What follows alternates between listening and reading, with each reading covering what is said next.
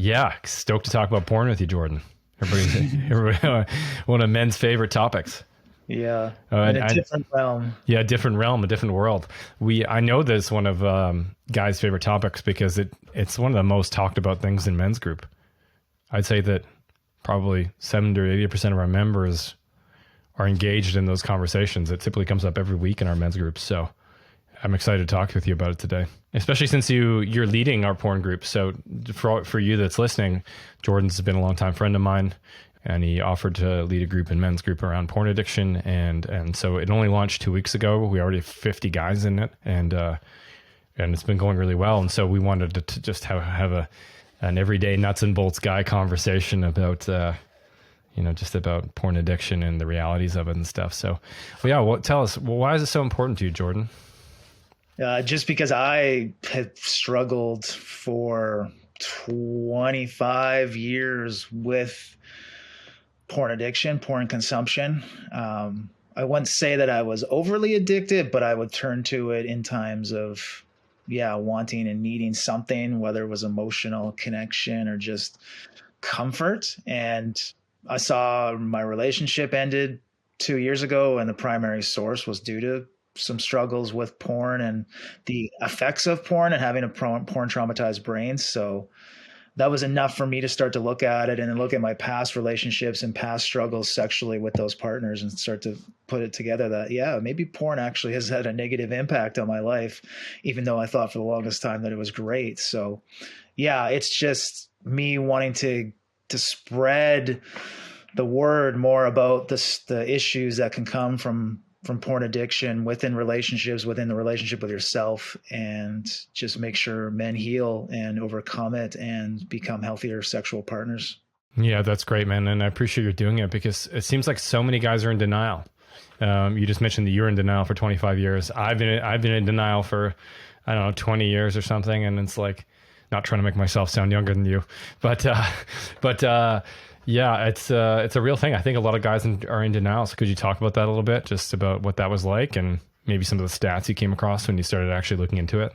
Yeah, well, first off, just being in denial, I was in denial for the longest time. And as this porn consumption addiction came out with my last relationship that ended a little over 2 years ago, I started to look at some things and look at some organizations and some groups and discussion forums and think about like some of the research that's been done from these groups about the impacts on the brain and in porn and in relationships. And it was like, okay, I was in denial thinking that this is okay. And then from the stats perspective, just pulling up some stats here from Brain Buddy app.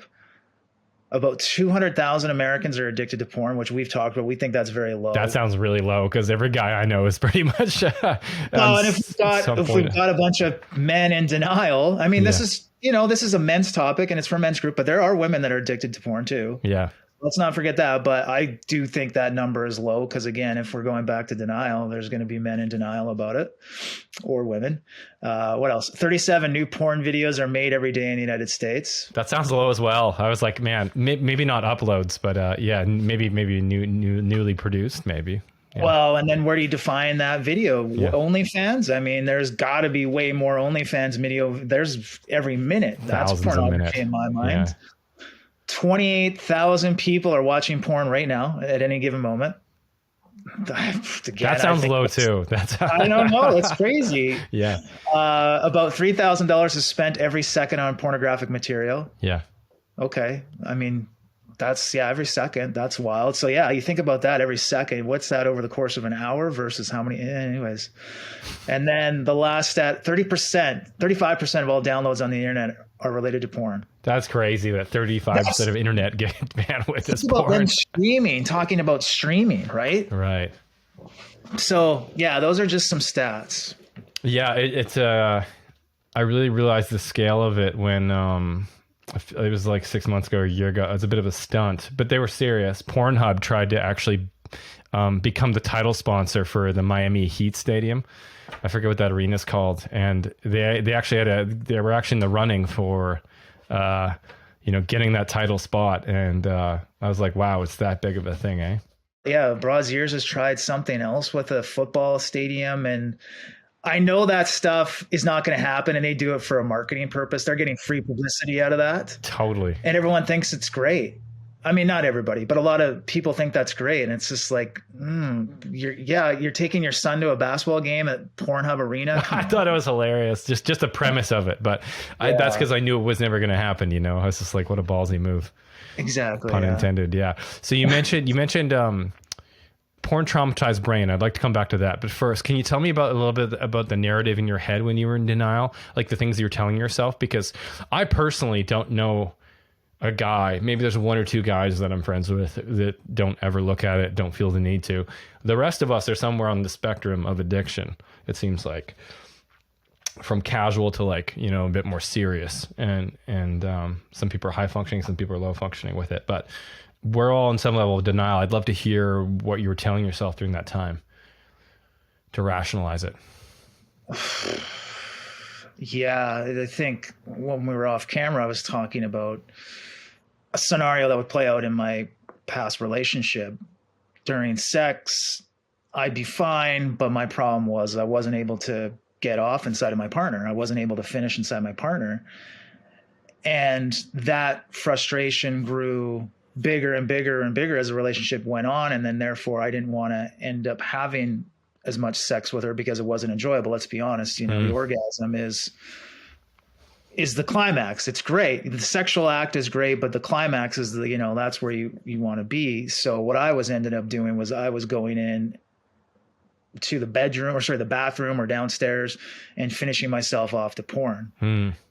And yeah, it was a struggle. And I didn't think that the reason why I couldn't get off inside my partner was because I had been getting myself off to pixels on a screen for God knows how many years. I mean, I started watching satellite porn by descrambling my parents' satellite dish, and then the internet came around in the 1996, 97, and I can remember the dial-up days, and I never thought about that stuff, about how that was impacting me, and I never thought about my ED issues could be related to this lack of intimacy with a real life partner instead of doing it to a screen and pixels. So yeah, I was in denial for the longest time. And it wasn't until I had gotten out of that relationship that I got a couple books and I watched a documentary by a new organization that really hit home for me that, wow, this stuff's impacted my brain negatively. Yeah. And you mentioned a term that was really interesting, was the porn-traumatized brain. Can you talk about that a little bit? What does that mean? Yeah. So the first bit of research that I went down was to look at, negative impacts of watching porn. And one of the websites and resources that I came across was called Reboot Nation.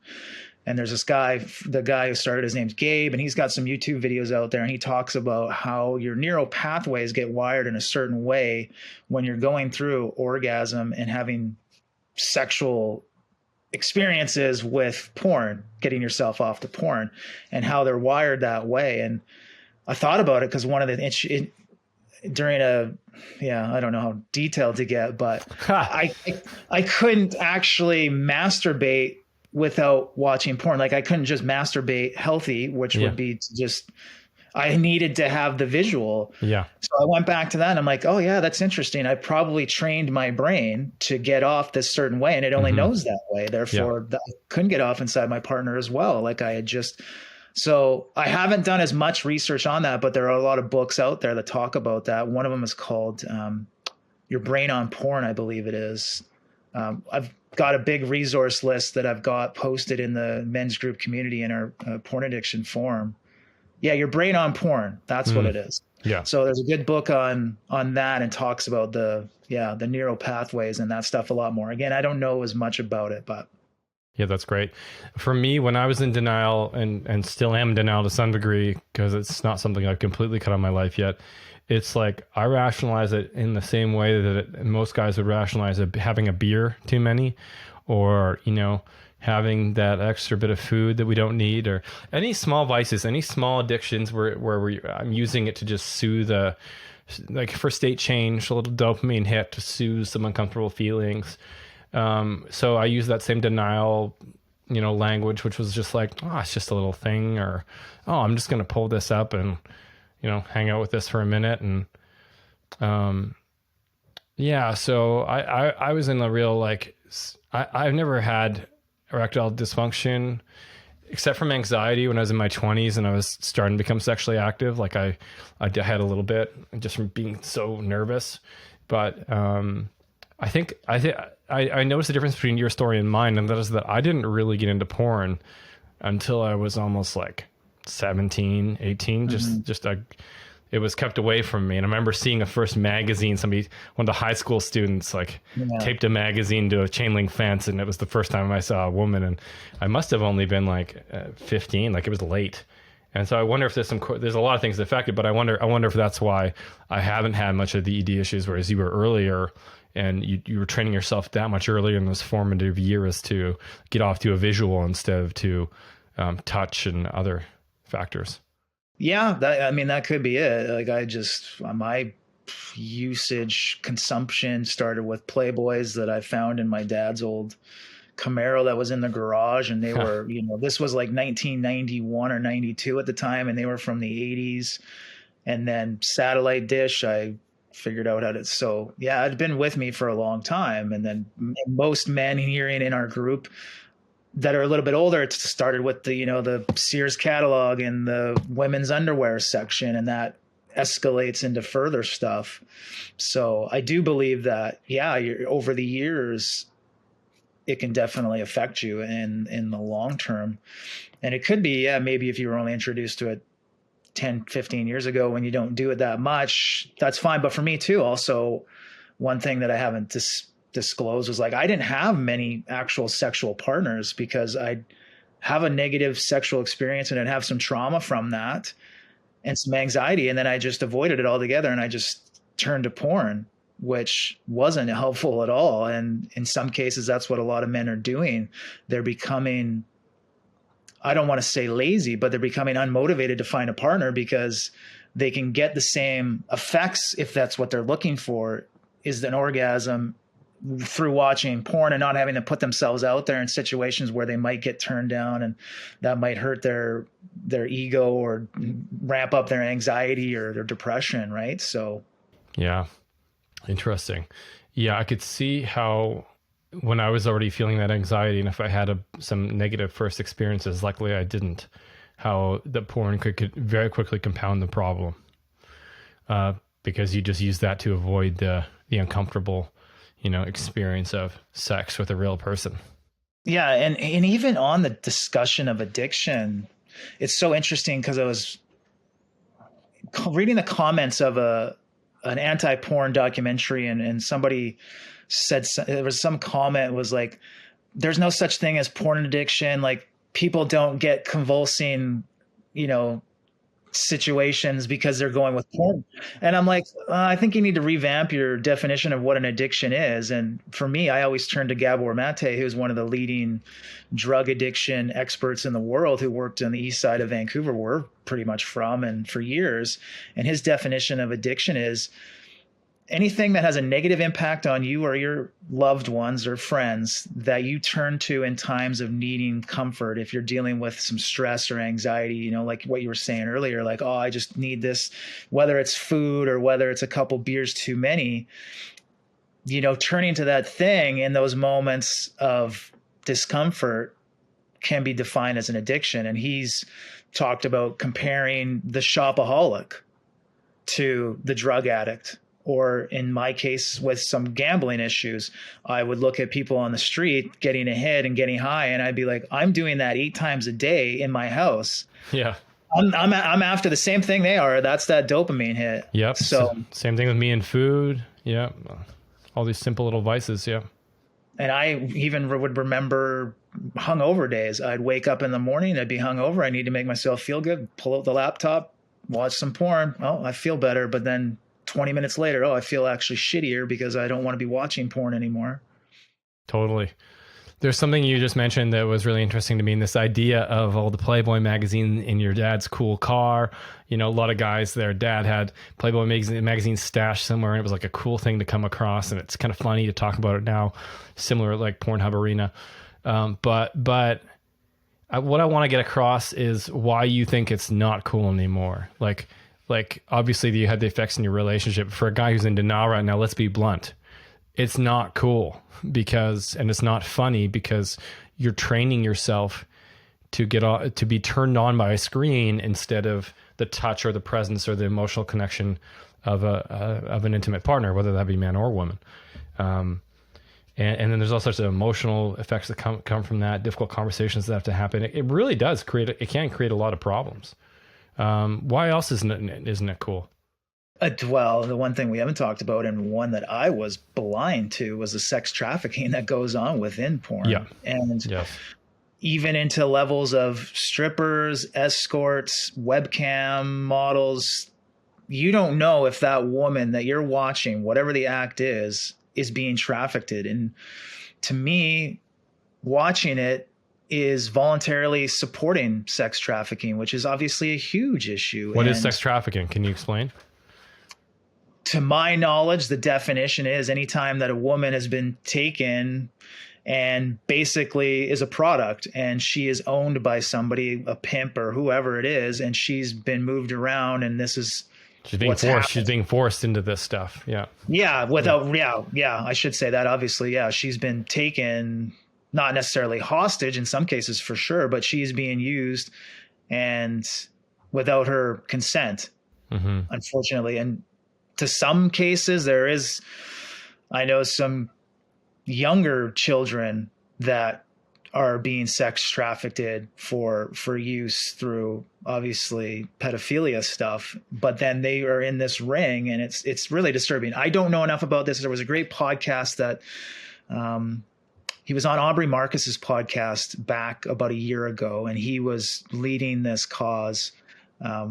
I don't know what it is off the top of my head. We'll put something in the description of this video. But there was more details on sex trafficking. This guy's doing a great job to fight that. So that's the one thing that I didn't look at. And now that I'm like, yeah, this is actually horrible. And the more consumption there's just more of that going to happen then. So.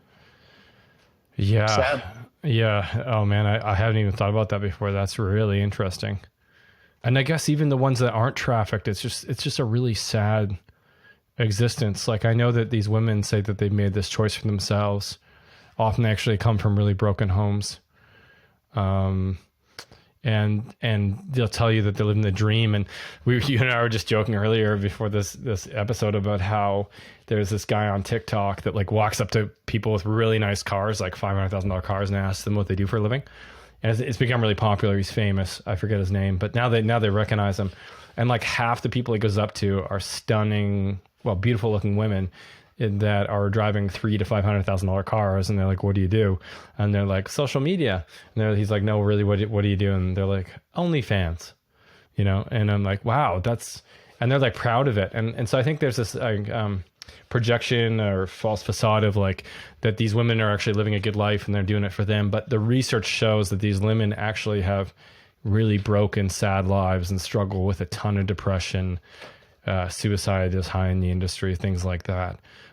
So that's one thing that I've been trying to tap into more, just because they project the image of happiness and that they're enjoying the experience. Typically they're not, and they're not enjoying the sex that you're watching either.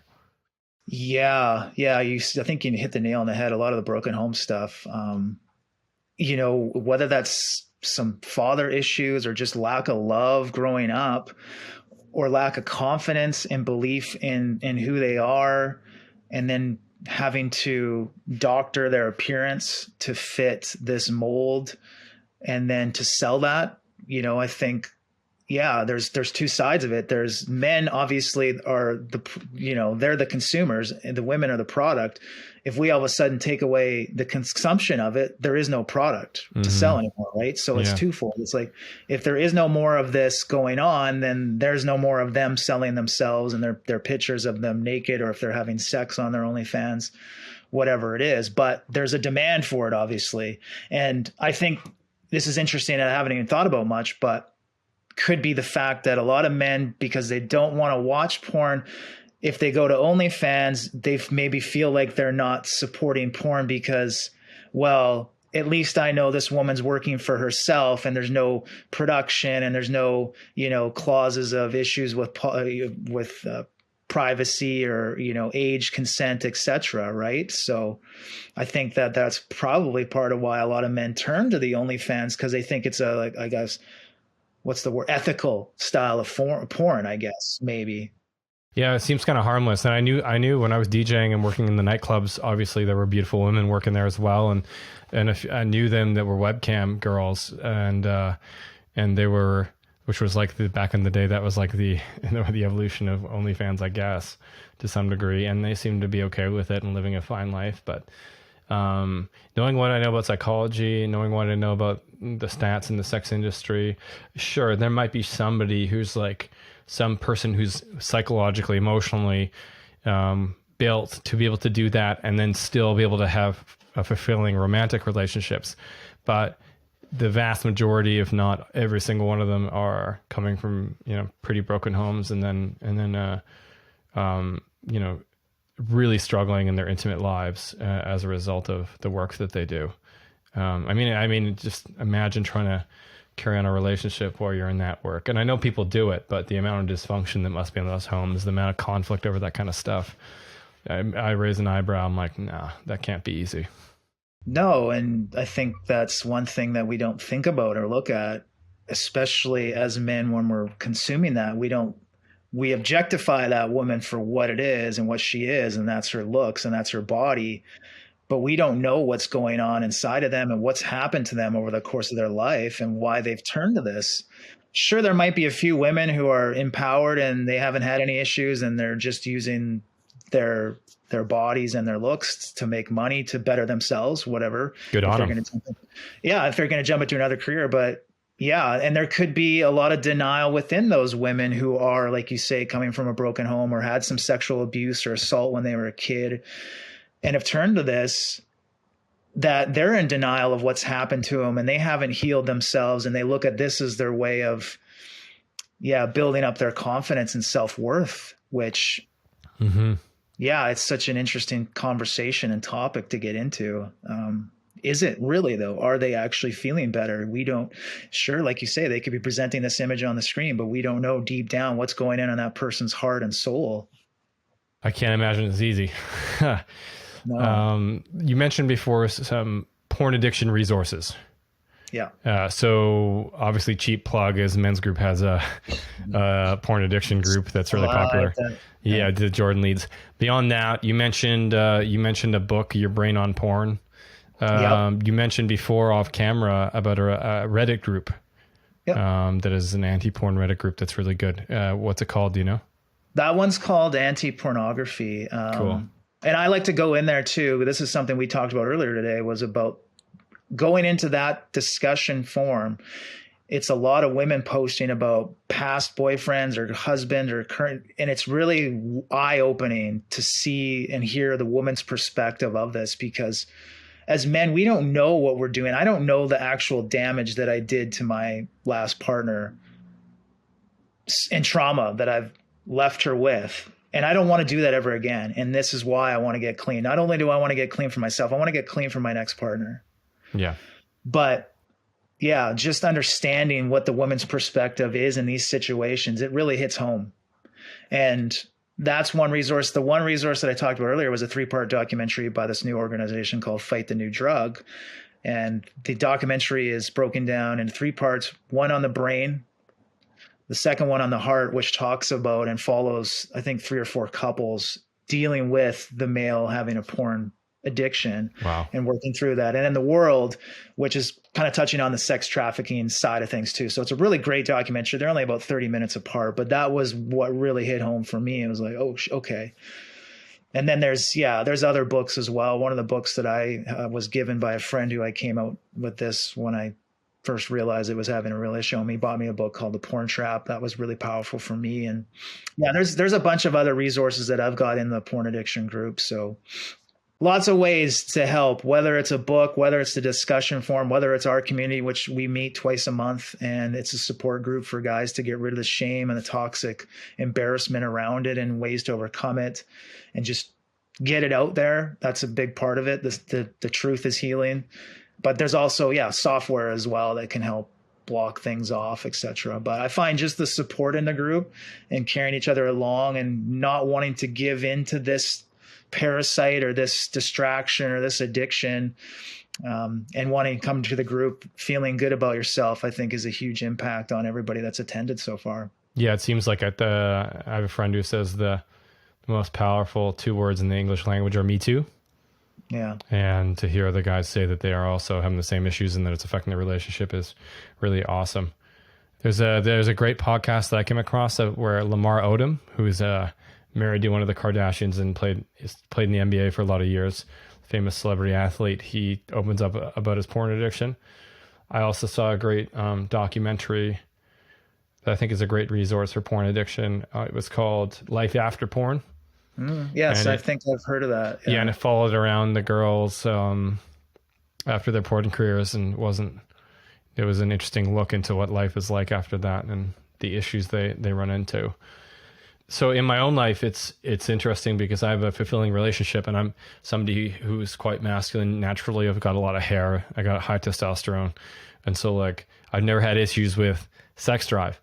But even still, I've noticed, if I'm being honest, that even though I'm in the happiest relationship I've ever been, I'm so sexually attracted to my partner. She's fit and beautiful, and it's a flowy, pretty easy relationship now. We're almost 3 years in, but we still somehow have that sexual tension. But I noticed that in those weeks when I am using the porn to alleviate the stress after the workday, or to eliminate a headache or an eye ache after work, or just for like a state change, I do notice that connection is a lot less deep, a lot less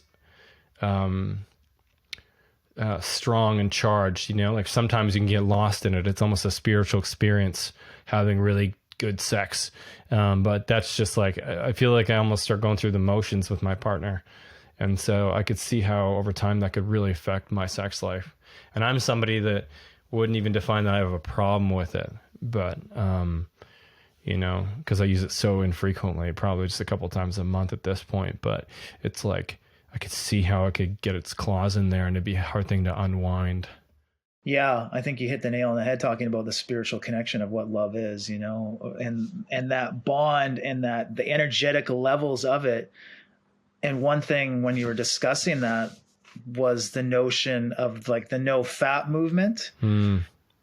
I think, understanding that porn and masturbation together are not what I deem healthy. Just based on my experience, there's tons of research out there, whether or not that research is funded by a porn industry or not. For me, my own research is my issues and my struggles. But just looking at the connection and no fap and how the energetic levels of when semen retention, the energetic levels of a man when he hasn't released are far more greater. And then the desire to actually connect with another human being, again, we said it earlier, whether it's a man, whether it's a woman, whatever it is far greater. But your desire can definitely burn off if you are getting yourself off and watching. Just even for myself, I notice in times where I go on a streak of, let's say, 2 weeks to a month where I haven't watched any porn or haven't even got myself off, I feel better about myself. And I don't know if it's the aura of my energy field around me is powerful, but I do notice when I'm walking around, I get looked at more often by the opposite sex. And it's this strong attraction. And it's not because I'm like walking around like a big macho man or anything like that, or just a confident, and I've tried to remember that anytime I am thinking about going back into porn. It's like I lose that every time I get myself off to porn, and I don't want to lose that again. That's interesting. I've noticed the exact same thing. It's like when I'm walking around with a loaded gun, so to speak, and I have that like, yeah, that masculine, like, that whatever that is, the animalistic, like I want to take you energy towards my partner. Yeah. And to interrupt, it's going back to our Neanderthal ancestry. That's how it was, right?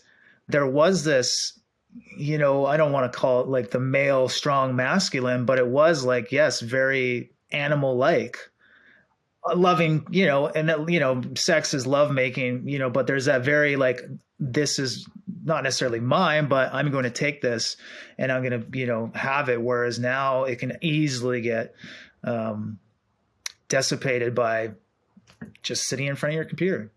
I don't need to go out. I don't need to go out. I mean, our relationship stems many years, but going into the dating world and getting yourself out there again and having motivation to just go date and try to pick up women is definitely dropped off because, well, instead of getting rejected, I'd rather just stay at home and be comfortable and watch some porn and get myself off to it. And I'd be happy. And I know that's a lot of men are doing that right now who are single. They lose that burning desire to connect and be with a real woman. I think that's part of the reason why it's such a sticky trap for single guys that have had poor experiences as well, because the brain's job is to keep us away from pain, like rejection, and its job is to save energy wherever possible.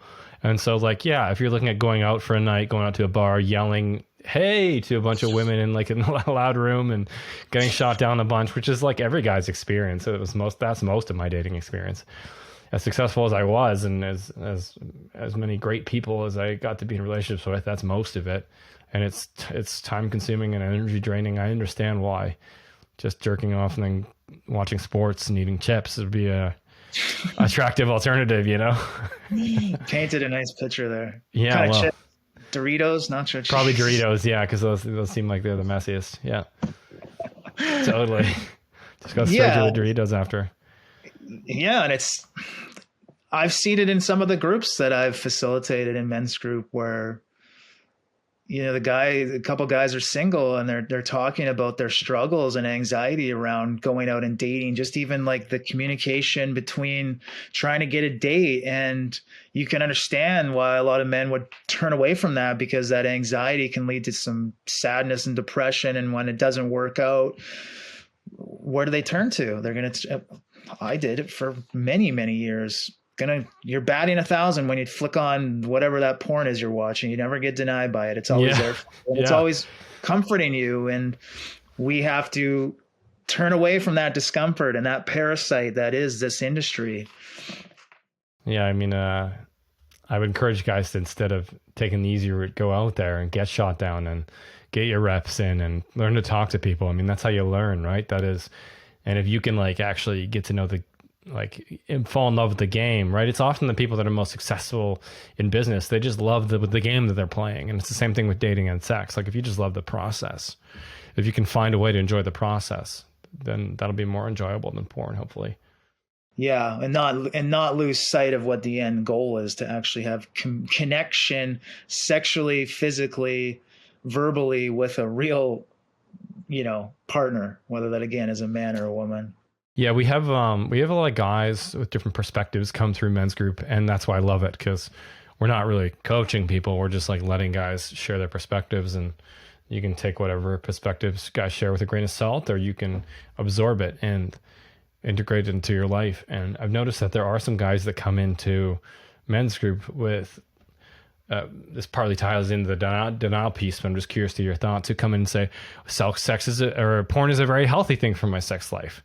And there's guys where it's clearly not, which is we had a 60-year-old guy come into the group, sad looking 60-year-old guy coming into the group a little while ago, who's he misunderstood one of the questions one of the guys asked him, and he started rattling off all the different porn sites he's a member of. He's like Captain Stabbin', Chaturbate, Mike in Brazil, Bang Boss, and we all just were howling laughing because we didn't expect that, And he's like, no, I don't think that's a problem though, that I'm a paying member of all these sites. I really do want a relationship, but no, I don't see that it's a problem. That's full on denial. But there, hypothetically, I guess there are the guys in MensGroup who claim, and hypothetically it could be true that the porn is healthy for their sex lives. What do you think? Yeah, I don't deny it. I just think that deep down you have to look at it. If you have a sexually healthy relationship with your partner right now, whether it's a wife, girlfriend, boyfriend, or if you've struggled in the past with sex, yeah, maybe it's time to look at it and go, what's the common denominator here? And I even have advice from friends. Oh, hey guys, I'm kind of struggling with ED. Oh, just get yourself off to some porn. That'll get you going again. And it was like, oh, okay, I did that and wasn't helpful because I feel shittier about myself. But yeah, I'm not saying that everybody struggles with porn that watch it, but realistically, deep down, if you have some issues sexually, intimacy, look at your porn consumption and whether that not helps. And it's interesting. We talked a little bit about it before this, but getting the woman's perspective of this Mm-hmm. and getting her, the ego male can say that, yeah, we have sex 3 times a day and it's 20 minutes or it's a half an hour. But realistically, what does that actually look like? It's in the same sort of realm. There's these memes coming out, that here's a Facebook couple behind closed doors and they're like freaking out, but then they see like you post a picture and everything's all happy. A guy could be saying one thing, but realistically, we don't know what the actual is going on in their relationship. And just even on this topic, one of the other men's groups, open groups that we have, the Saving Relationships, there's a crossover between the guys that are coming into the porn addiction group from that Saving Relationships group because porn has come up. And it's amazing, even just understanding and hearing about how many men had kept their porn watching from their wives for so long. And then when it comes out, it's like, oh, okay. The woman's like, oh, no wonder why he didn't want to have sex with me, or no wonder why he was lacking intimacy. He was just getting himself off in his room, and it's messed up. Or no wonder why he's doing things. This is happening to me. No wonder he's doing things that I don't like. Like I thought when I was a younger man that I had to give my partner firm slaps on the ass or whatever. And she was playing along thinking that I was doing because I was liking it. Neither of us were actually getting what we wanted. And where did I learn that from? It's from porn.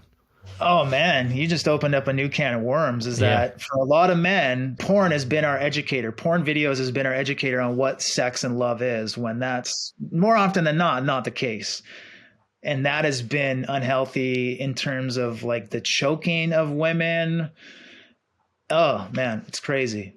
And some of these things they do like I've had lots of partners that do like to be have pressure on their throat that can feel good sexually. But then I think a lot of guys can just go for it straight too far and maybe get a little bit too much, Yeah, well, even on this topic, one thing to look at is porn is mostly viewed from the male's point of view. Everything is done to please the male. The female in the porn is there to please the male.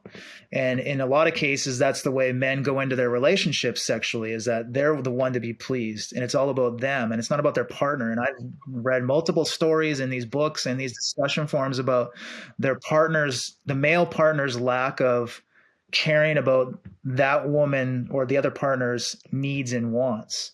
Right? Yeah, I've heard that over and over and over again from women that especially when they're younger, not the partners they end up with typically, but especially when they're younger, how selfish men were in the bedroom. Yeah, it was all about them getting off, right? Yeah, them getting off, or them just being like a jackrabbit, just a jackhammer, going as fast as hard as possible. It's like, where'd you learn that, man? Yeah. Go slow, enjoy it. Doesn't last very long. I know. Yeah, and that's the other thing too, is that porns are always, not always, but the most are over 15 minutes. And it's like, realistically, how long is actually love with a partner, gonna be? And, like you said, it can be fairly quick as long as it's intimate, as long as it's deep. That's the most important thing, not like how long can you last. And that gets into the whole male size of their dicks and how long you can go for. And they're all the pills that are promoted on these porn sites. Oh man. It doesn't matter. None of that stuff matters. Yeah. But porn definitely makes you think that it does. Yeah. Like I'm not going to dance around it. I'm lucky because I'm well equipped. I got blessed. I got blessed. I'm not, and I don't. But even I am watching porn, feeling insecure about myself. I've got a story. With one partner, it was our first sexual experience, and she's just like, "Oh, take me from behind," and I'm like, "Oh no, I'm not big enough to do that." And we ended up doing it, and she's just like, afterwards, she's like, "I don't know where you get that comment and belief from that you're not big enough. Like, of course you're big enough, but." Over years and years of watching porn and seeing the average size of a male's versus the actual average size of Joe Blow, you just have this idea in your head and you run with it and you believe that's true, right?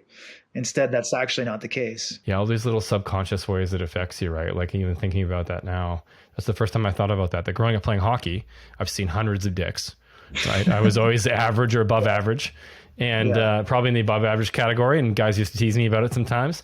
And yet still, I wouldn't say I feel insecure, but I feel like I don't have enough there because porn models that, you know, you got to have some fucking Amazonian snake of some kind, you know, some big.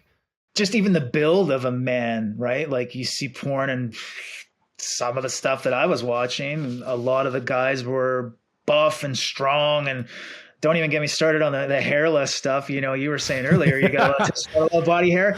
You know, like the shaving of your chest and the shaving of your pubes, like you got to be totally like clean. And even the female porn stars, same thing. And it's like, that's so unnatural. Like are we going to achieve this level just because it's what we've seen in porn? And that's the only reason? People don't actually care for the most part. I mean, of course, different people like different things, right? But my partner actually really, there's like a healthy subset of women that really like furry men. Yeah, you know? I know. Same. I have that experience too. Yeah, and I make the joke that like patchy. There's like women that love beards. There's women that love chest hair. There's women that love arm hair. I don't know if there's women that love really patchy, thick back hair. So I work on that. But aside from that, when are they going to see that? Are they taking you from behind? Yeah, exactly. No, it's that first hug with the shirt off. They wrap their hands around. It's like, oh, Pat, sure, weird. Pat, sure. Is he still wearing a patchy sweater vest? That's weird. Yeah, sure. That was a good one. I like that. I know. I have that same issue. I've got like angel wings on the back of my. I don't get into that, but yeah, it was interesting to hear my last partner talk about how much she enjoyed chest hair and like, oh, okay, that's great. I have to just maintain this. I don't have to bucket clean like I've seen in porn. And yeah, I even cackle and laugh at the Manscaped company there. They've got like these beautiful models, like trim your balls. Like they come up with some stat, like 95% of women want, you know, nicely trimmed. I understand that, but like the actual like full on, like, no. I don't think. That's, again, just this belief that has been put into our head by watching these films where the actors and actresses are just completely – it's a fantasy, sure, but at the same time, it's hard for it not to drill into your brain that that's what it's supposed to be. Yeah, most of my life I felt insecure about that, about how hairy I am, and I obviously manscaped just because, similar to a woman, if she's going to be putting her mouth on it, then it's respectable to take care of myself. But yeah, I used to I don't know. I used to stress about that. And now at this age, what am I now? 37. It's like, I really, and now I realize that it's actually a blessing because it's a symbol of my masculinity kind of thing. And I like being a man, and usually a lot of body hair means high testosterone, and you know, I'm a passionate, full-blooded male, you know, so yeah, that's helpful. I'll take it. But, you know, I can't help but think that part of that, where I got that from, the insecurity was porn and just, you know, TV and media in general growing up. Yeah. It's just no different than it's reprogramming these thought patterns that you've been unfortunately taught or developed at an early age, and understanding that that's not healthy and that wasn't the best way to look at and view things, right? Yeah. You also mentioned timing, like to the time in sex and how it's not actually as long as in pornos or whatever.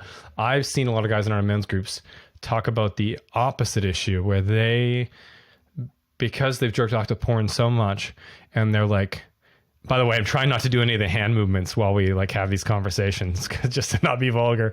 But they how do you do it? yeah, exactly. Like this, elbow up, backhanded. What's your technique? Backhanded elbow up. Man, I don't do it to myself. That's what friends are for, you know. Do the old Dutch rudder. Just move their arm so that it's not it's not actually sexual. It's just friend helping a friend out. No, but seriously, a lot of guys complain about how they can't last as long as they'd like to, and they realize over time that's partly because they're getting themselves off really quickly. Like, yes, the average sex will last for 6 minutes, but the actual sexual experience with a partner can often be a half an hour, and it can start slowly, and just little touches and stuff. And so I've seen a lot of guys struggle with that with regards to porn. Is it reinforces the coming too quickly thing, which I haven't had an issue with. I've had the opposite issue of not being able to come sometimes, but I know for a lot of men that's an issue. Yeah, that's kind of on the topic of the death grip, right? The death grip that you can develop getting yourself off. If you've been doing it for so long a certain way, then when your partner gets in, they're going to come in with their technique and it's going to be a struggle Yeah. too, Yeah. right? Yeah. So that's why there's this notion in the reboot nation, this Gabe guy, 90 days, no porn, no masturbation at all, because you've got to, sex is very sensual, and you lose that lack of sense when you're getting yourself off to a screen, right? So it's trying to reconnect with the body again and reconnect with the touch. And when you've been touching yourself a certain way for so long and then someone else comes in, it's going to be very difficult to get adjusted to that. So there are going to be obviously instances, what you're talking about, where men are going to struggle to not be able to get off. Mm-hmm. Right. Or the opposite. Yeah. The knee jerk one is the guy gets off too soon and he's embarrassed by that. Therefore, he holds his orgasm in the next time or, times afterwards. And that's not healthy either. Yeah. And I had that happen once in a past relationship years ago. I had never experienced that. I was like, oh, and she laughed it off. And I was just like, actually, that was kind of great, because to me, that meant that I was like super amped up and I wanted to give her, my seed essentially. And it was, wow, okay, that's great. I don't mind that, versus the opposite, which is like, this isn't working, which I just struggled with, that I can't get off. And this is just turning into, an anticlimactic. It's not going to end. And I'm not going to get that feeling. Don't get me wrong. The feelings are good, but still we're going after that climax to make ourselves feel really good, and mentally and physically. Yeah. Yeah. I think a lot of guys actually have troubles with it. Again, what you said before about in public, people put on a good show. But if I've learned anything from running men's groups over the last 10 years, is that people's home lives are quite messy and there's a lot of dysfunction there.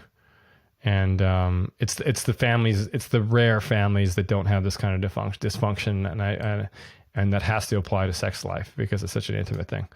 So I would imagine that so many people struggle with the ejaculation thing. Well, just on that topic alone of, you've run men's groups for years, I've just started facilitating, but just hearing men actually talk about their shit, it's very rare. Right? The men, a lot of them are coming into the group because they haven't had these conversations with other men in their life, right? This goes back to the previous podcast we did with a lot of the guys that I was hanging around with. I would never bring this up with them. No, never. And even if I did, it was brushed aside, whether it was uncomfortable from the other side or not. But it was not discussed at these lengths. Like, I think I have an issue with this. Instead, it was more talking about, what type of porn do you watch, or what type of porn star are you interested in, like that type of thing. Or just a joke like I made earlier about the Bang Bus or whatever, these sort of niche novelty porn sites that are like funny. Yeah. Yeah. But that's the thing with men's group, is that this stuff can come out. And like you say, what's going on behind the scenes, we don't know. Well, when we get into men's group, we do know, because men are spilling it. And that's one part of it. And that's a huge part of it, is just getting this out instead of bottling it in and having this toxic shame and embarrassment about this issue, to then start the healing process, which is to then forgive yourself and to not turn to this and repair your neural pathways and develop healthier habits around your discomfort. Totally. So there's a way that you view porn that I appreciate, and I don't necessarily feel the same way, because I think you and I have different habits with regards to porn. But talk about your views on porn as cheating. Yeah, I know we've talked about this quite a bit. For me, I didn't think it was an issue. So during my last relationship, I had some struggles. We discussed me going to see a sex therapist. I would, and the sex therapist would say something like, she didn't identify my porn viewing as a problem, which was, I thought, quite interesting looking at it, because I was like, okay, this seemed to be a problem. Anyways. Yeah. she's like, it's okay to be, walking down the street and see a woman and maybe have a fantasy about that woman, but go home to your partner. I was like, oh, okay, interesting. This is a sex therapist talking to me about this. So I'm in belief that that's okay. I'm taking that, seeing that woman on the street, and then almost confirmation bias with watching porn to say that that's okay too. Right. So I didn't think too much of it. And then once I got out of the relationship, and just hearing obviously the trauma that I put her through and how that made her feel, I thought about it more and more. And I thought, man, that's not healthy. And in a lot of ways, that's cheating, because for me, I was in this relationship with this person, not able to get myself off, going downstairs an hour later or the next day and getting myself off to a porn. I thought, looking back at it, that was cheating, because I am taking my seed, my ejaculation might come, and I'm giving it to somebody else on a screen. And we talked about that a little bit earlier before we got on as well. Is like, I developed what's known as parasocial relationships. A parasocial relationship is a relationship with a character in a TV show or a movie. And I came across this, oddly enough, by watching the documentary Teenage Paparazzo, which has Adrian Grenier from Entourage. That's a great one, yeah. And how everybody saw him as Vincent Chase, or saw Turtle as Turtle instead of Johnny Ferreira, or Eric Connolly, as E, whatever, I can't remember actually his real name. But I was developing those relationships with the porn stars. Like, I was almost in a relationship, and that was my porn viewing. It wasn't like I was in a specific genre. I was watching porn for porn stars. And I went and like, yeah, okay, that is cheating to me. Because you wouldn't go and just browse the homepage of Pornhub and whatever, you have your genre. You'd like develop a relationship. You'd follow somebody like Riley Reid or somebody. You'd like follow them and get in kind of like, yeah. I'd see their clips that would come out, and it was really terribly unhealthy, and it's awful. I mean, a lot of this is me getting over that and forgiving myself for that person that I was, and I don't ever want to be again, and feeling some sadness, and yeah, okay, I was a piece of shit, but just trying to remember that that's not who I am. So that's where my views on this come from. Yeah, that's great. And I know, again, you've got different views. No, in that capacity, I don't. I just think we have different habits with it. Sure. Like, okay. I think that the way that I do it is I just go and browse, and I'm very vanilla with my habits. I just like to watch beautiful women get fucked or whatever, and then I move on, and I don't really. I would say that if I watch enough of it, then I develop favorites, and I could see, I can relate to the parasocial relationship thing, how that could happen, but that's not typically why I use it. And so for me, I recognize I'm doing it more as a self-care act. It's a flawed one, albeit, but just a state change to get dopamine, to soothe myself in that moment from the uncomfortable feelings I'm feeling. Again, it's flawed. It's not good for me. Something I need to eliminate, but it's not cheating. But I could see how in your scenario, I think that that's accurate. You're basically developing an emotional relationship with somebody else. Yeah, and it had been going on well before I was with my partner. These had been relationships with these porn stars some of them are in film for 5 or 8 years. Yeah. And even now, looking at those women, I don't want to use a crude word, but I'm like, it's just disgusting. Like, I used to like look at them as goddesses, and now that I'm like, oh, you're just disgusting. You're fueling this industry, and you've probably got some issues going back to the broken home thing, or some sexual, who knows, there could be some issues that you haven't looked at, and this is your way to mask those, is to have these men fawning over you in public and by watching you do your act, etc. Right? So yeah, so I love that stance, and especially with when it comes to addictions, recovery sometimes involves drawing a hard line. And so for like me with food, which is my primary, addiction that I've always struggled with, I'm a healthy person. I don't eat that unhealthy shit. That's fat people food or whatever, And so drawing a hard line, I could see how that could be very beneficial, saying porn is cheating, I like that. Yeah, it's one of the many things that I have to do to draw the hard line. And the next biggest one is the sex trafficking part of it. But yeah, a lot of it the rest of it is really like, for me and my next partner, I don't want to have them go through what I've gone through with my last partner or a couple partners before that due to some sexual trauma and angst, all stemming from this idea of what I was led to believe what sex was what I saw on video and how it was supposed to be, and etc. Totally. And it's a slippery slope, you know, because it's like I've been told that advice, which is, hey, if you're out in public and you see a woman and you start to fantasize, like, go home and take that out on your partner. And for me, that's worked pretty well, because I don't think it's a problem to see a woman across the room and to fantasize a little bit, just like a very, very short, like, ooh, wow, like almost like you're fantasizing driving a beautiful car that drives by, you know, not comparing women to cars, but you know, it's kind of just to me anyways. yeah, exactly. But more so just like, I think it's okay to romanticize, you know, a stranger or an experience. And I think it's okay as well to you know, be pulled towards variety. That's a default for people, especially the deeper you get into a relationship. You know, the reality is that sex with one person can get stagnant over time. It goes in waves for me. It always has.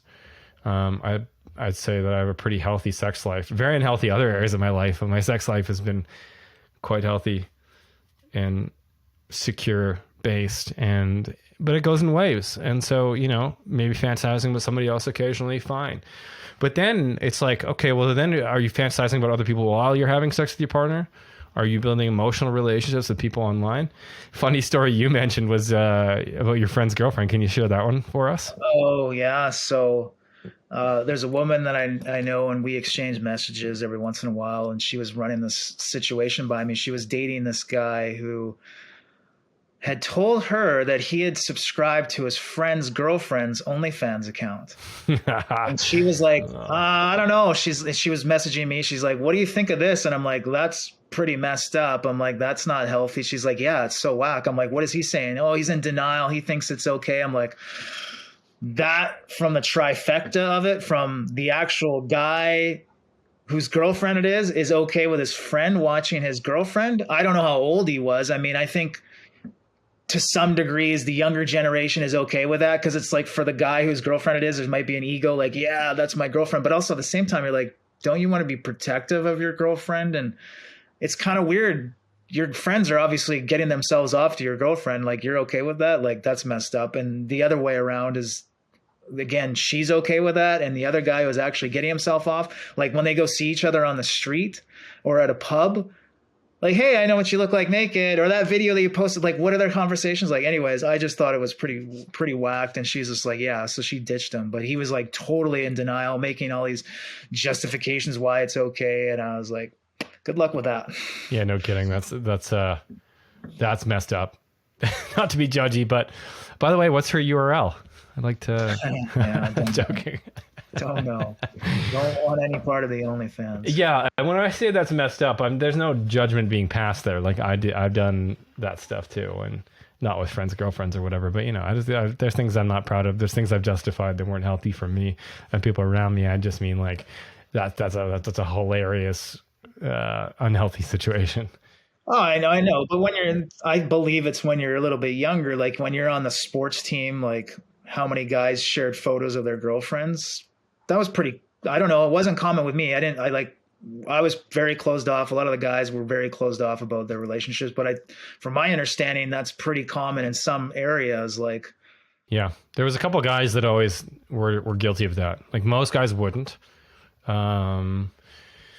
I don't know, I'm not just saying this to protect my own ass, but it's like, yeah, I always made me feel weird. It always made me feel uncomfortable. Like, I just felt a queasy feeling in my stomach anytime a guy would do that or talk about, you know, oh, I fucked some chick last night or whatever. And I was like, it just didn't really vibe with my values at the time. I didn't even realize it, but yeah, there was that for sure.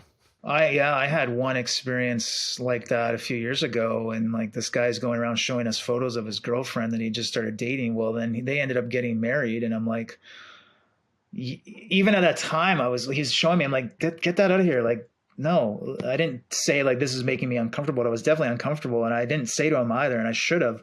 Dude, you're disrespecting your girlfriend right now. Like, you're telling about how you love her. Well, you're disrespecting her by showing her.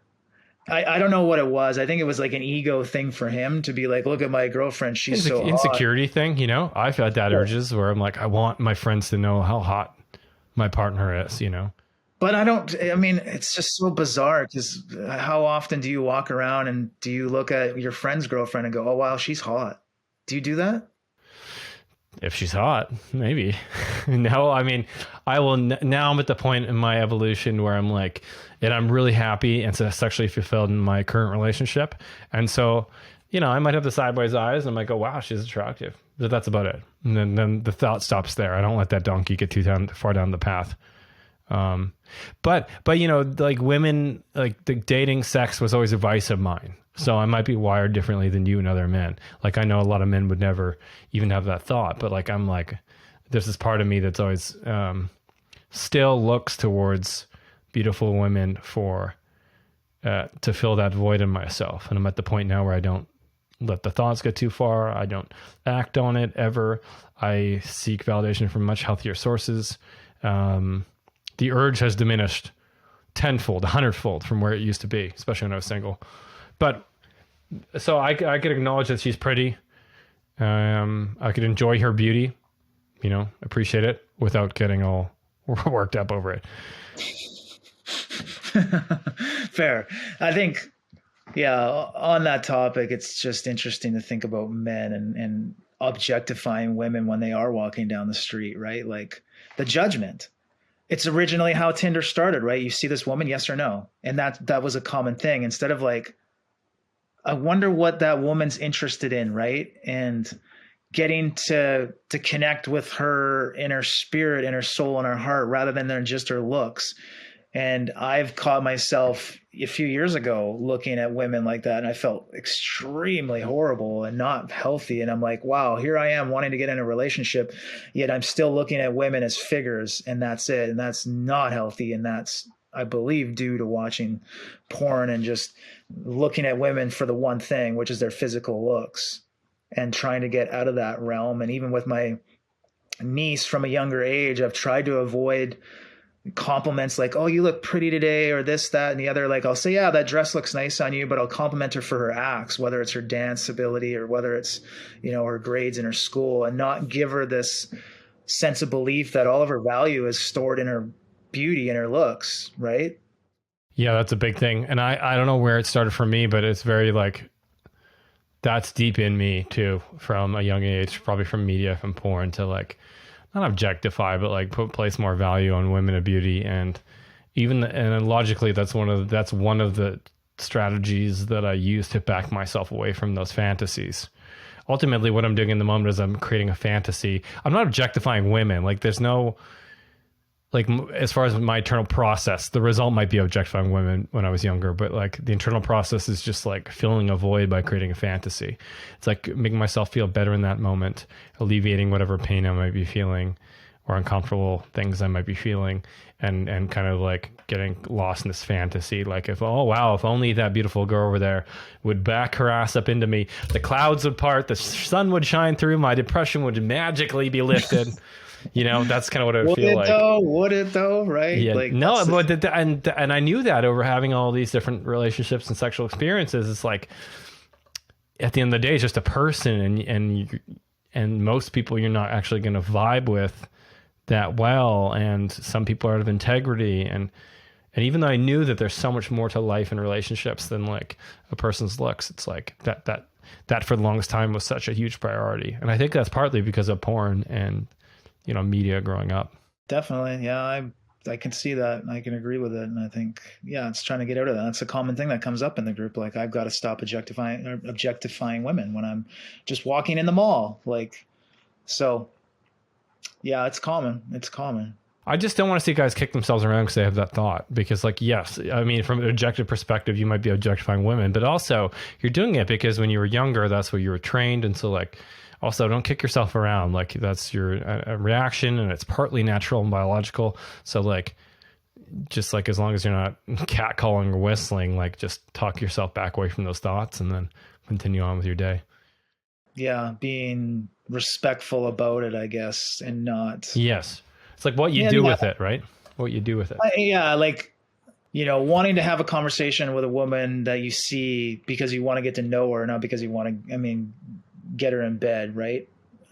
I guess that's two sides of it too. What are you looking for? Are you just looking for the act, or are you looking for the actual connection? Yeah. At different points in your life, fine. You might be looking for the act. That's okay, as long as you're respectful about that too. Yeah. Yeah. But really, this brings me to the opportunity in all this. But before we get into the opportunity, you mentioned a 90-day no porn challenge. What is that? I think that's great. Can you share a little bit more about that and where people can find more about it? So yeah, that was when I first got out of the relationship, started to dig more into it. This guy named Gabe, he had this, it's a website and discussion forum now. It's called Reboot Nation. And the idea was that your brain needed 30 days to rewire neural pathways, to restructure them so you're not getting off to porn and not struggling with the issues that come from it. So it's just a 90-day, no masturbation, no porn consumption challenge. And it's quite interesting to think about. I haven't gotten that far. I've gotten 45 days into it and felt really good, and then got myself off without porn. And it was like my sense of touch was like times 10. Yes. It was really quite interesting. So that's the concept, and it's all primarily based about rewiring the neural pathways. I giggle there, by the way, because for me, when I've tried NoFap, it's like in the first week, it's like difficult, and then second week, it's easy. But then a third week, and I think it takes 21 days for your testicles to refill with semen, essentially. And so like you hit this peak kind of energy where it's like, I noticed I had a lot more energy, physical energy, focus energy.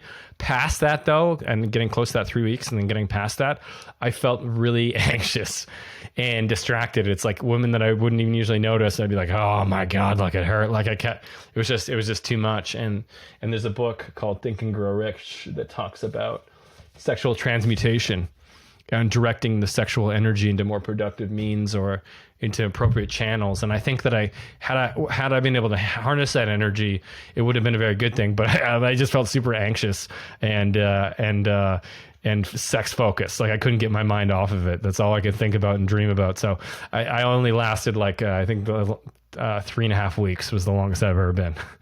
Yeah. And it's interesting to see and get yourself, because you're getting yourself into just another uncomfortable situation, right? I'm dealing with this sort of withdrawal almost, right? Of this orgasm that I want to experience, and it's built up and it's just like, it's too much. So it's, what do you do with that? Right. Yeah. But in these severe cases where porn has been identified as a huge issue and a huge deterrent in sexual health, that's the type of thing that you need to go through. Like for me, we haven't discussed about it, but I was able to sustain from porn for all of 2020. Props. And that's awesome, bro. Yeah. I felt really good about it. Well, then last year, it's obviously 2022 now. Last year, it's almost like I patted myself on the back. I didn't watch it as much, but I was watching, and I wasn't watching intercourse porn. I was watching solo porn, basically like your webcam type thing. And I was justifying it in so many ways, but I looked at it and I'm like, this is still not good. And why am I turning to this? So this nice thing and the timing about this porn addiction group that we started, it's been almost a month now. And it's like, okay, this is like a nice start to this streak for myself. But having other men on board in that group, and there's other men in the group that are longer along. Some guys are 5 years along. Some guys are 2 years along. One guy just passed his year long on Tuesday. Today's Thursday. So it's really unique to get the perspective of the individuals and the men in that group and where some have been. So there's a lot of great knowledge being shared from different parts of this. But that 90-day one is just off the top of my head. First thing that I looked at was like, oh, okay, that's interesting. I buy into that. Yeah, that's great. The last topic I want to get into here. So, a lot of people focus on the negatives of porn addiction and they kick themselves around for it. But with a lot of set adversities and setbacks and challenges, there's always some hidden gifts. I'd love to hear in your journey, what were the gifts? What did you learn from that experience of wrestling with the porn addiction, having your relationships, and as a result of it, like a lot of pain and heartache. and suffering. What were the positives that came from that? I think a lot of love and compassion towards myself. That there's that saying, we're all doing the best that we can with what we got. And for me, I unfortunately was going down this path of this was my life and this is how my brain was trained when it came to porn. And so trying to show myself compassion in the book that we talked about, Letting Go by David Dawkins, The Path to Surrender. I just read the chapter this morning about unconditional love, and unconditional love is no matter what has happened to an individual, showing them love and compassion. And it's like, okay, I have to show myself love and compassion and forgiveness for myself in all those situations and make the change. As long as I am making the change moving forward, I'm not proud of the fact that I had turned back to the softer core webcam porn last year, but I'm feeling good now this year. Okay, I can do this again. I'm 15 months sober from alcohol. I can draw on those experiences. But yeah, just having that deep down, okay, more love and compassion. That's the best way to heal. We've talked about it multiple times. It's not healthy when you're beating yourself up about mistakes that you've made or the person that you were, the things that you did. That doesn't get you anywhere. So that's the biggest one. And then I think understanding more about porn and the sex trafficking that we've talked about, and maybe looking more at the individuals in porn and looking at how they've damaged, physically, spiritually, and trying to have some compassion for them and hope that they can heal themselves. Those are the two biggest things that I've been taking away from this. Yeah, that's fantastic, man. And it's been so cool to see you evolve through this, because we're in a personal men's group together. So it's been nice to watch you through this. And I found it inspiring. For me personally, I've noticed that every time I feel that compulsion to do something like porn or food, the real win for me is that's an opportunity. That's when I'm most triggered. My body's asking for something. And so if I can just step away from like the vice, which is porn or food or whatever, and instead just go sit and breathe even for just like a minute, just hang out. Even if I'm in a public place, go step away to the bathroom or something, just hang out and breathe. Often then I will be able to feel some feelings will come up, like, oh, I feel tired, or oh, I feel stressed about this thing, or I feel sad about something, or just like a little anxious. Oh, that's what I'm feeling. I'm not turned on. I don't actually want to fuck anybody right now, or I'm just like trying to alleviate that. And then that's a positive thing, because it rebuilds that muscle between like what I actually need and the self-care I can give myself. And often I'm able to redirect the urge for the porn to go do some of the better self-care activity. I know if I'm even doing that 50% of the time, that's a win.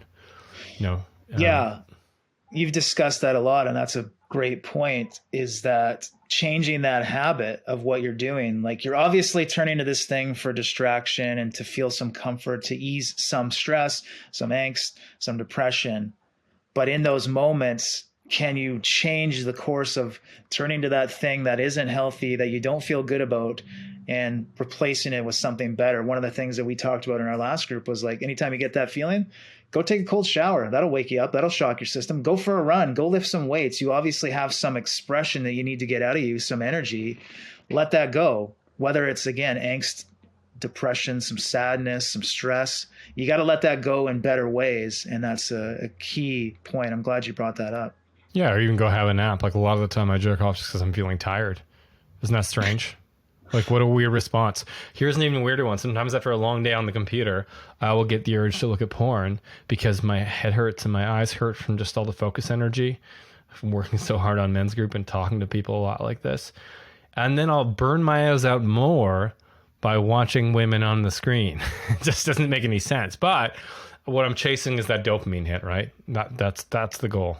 Yeah, and your dopamine hit comes in many different ways, right? You said food, maybe some TV, gambling. Yeah, there's alcohol. Yep. Yeah, I mean, sex addicts. We haven't talked about sex addicts, but there's that part of it too. And yeah, you're just escaping, and it's distraction. So this conversation, we could easily replace it with any other addiction. Same.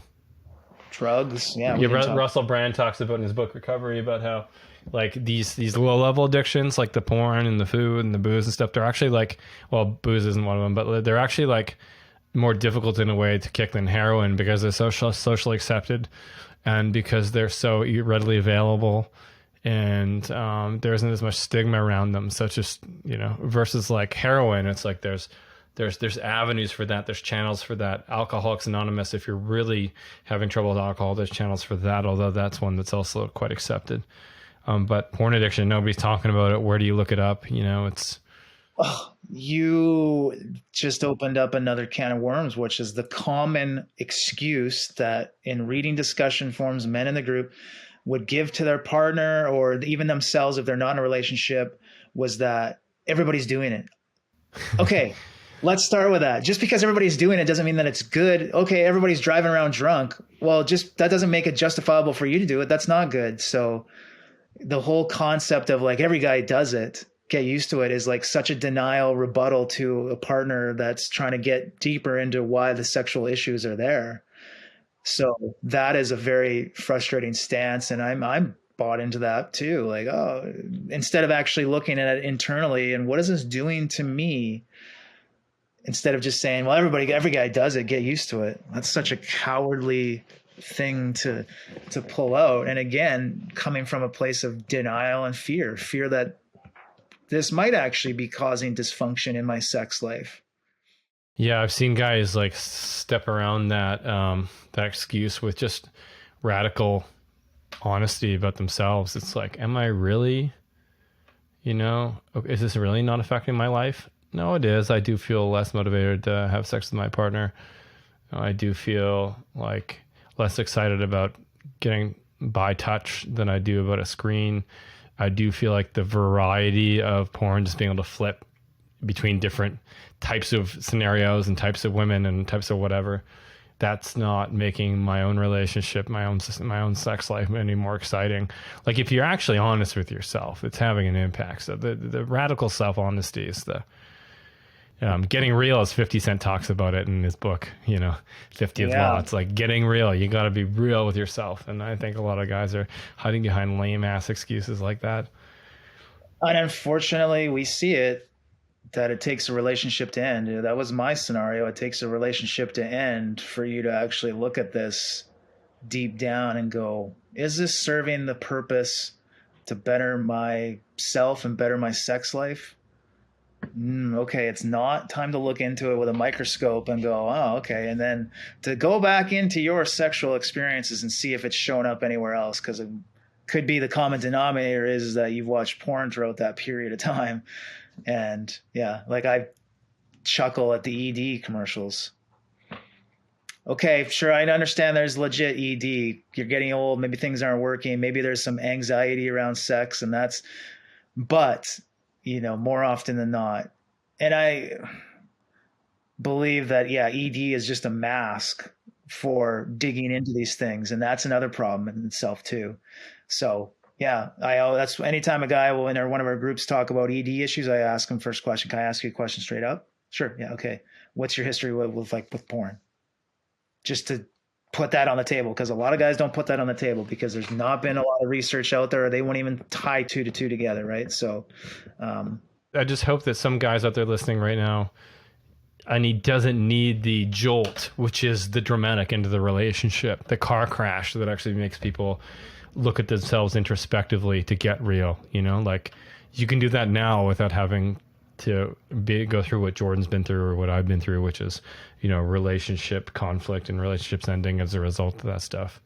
And we're also hoping too that this is seen and heard by women who are dealing with this with a partner. Because often what happens, that the woman ends up going to the Google search engine to find out, does my partner watch porn? Ways that I can figure out if my partner's watching porn, or what issues does my partner have with porn? And they're doing the searching, they're finding the stuff out, presenting the case to their husband or partner to go, look at this. So we're just trying to hope that potentially women get a hold of this and can share this, because, hey, look, this guy's exactly like you, or this thing that he talked about here, that's exactly what we're struggling with. Maybe you should look at this.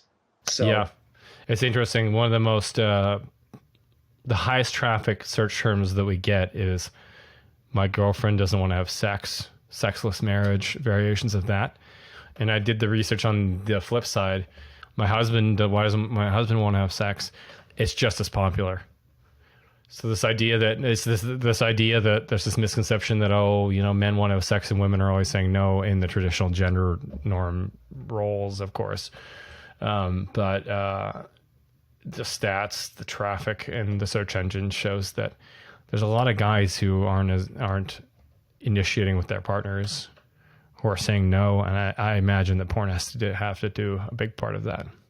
Well, that's a lot of what No More Mr. Nice Guy talks about, right? Like even 2 nights ago, the guys brought up a chapter in that book that talks about sexual behaviors, whether that's watching porn, whether that's going to strip clubs, whether that's getting escorts.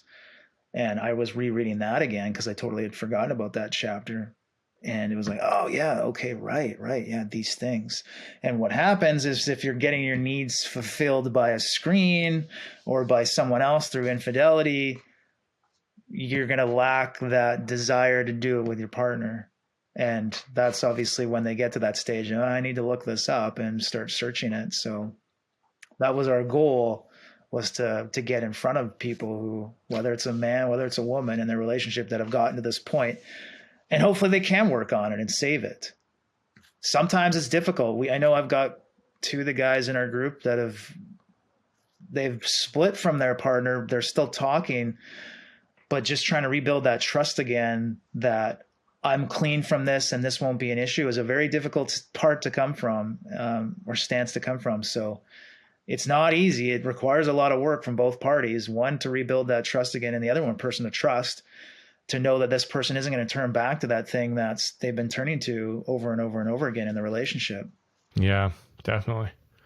And I'm so happy that you're here to share this stuff, man, because so many guys need to talk about it. There aren't many resources.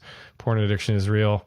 Appreciate you being here to talk about it. And if guys want to, you know, be a part of a porn addiction group, we have conversations going on in our community all the time. We've got specific groups for it. Jordan's running one of them. Men's support groups that are going on all the time that get into this kind of thing. And we have a free discussion community, free men's group. So you can check that out over at mensgroup.com. Jordan, keep up the good work, man. I appreciate you talking about what most guys are too afraid to talk about. And here we are doing it publicly. Well, yeah, that's been broadcasting it to thousands. That's been a big part of my healing process, is to talk about this and get it out there, and to get other guys to, like you say, get to that point where they get out of the denial stage and understand that it has caused some issues, and to move on and to heal and to get better and to just share, because it can be definitely the hiding of it from a partner that's stressful.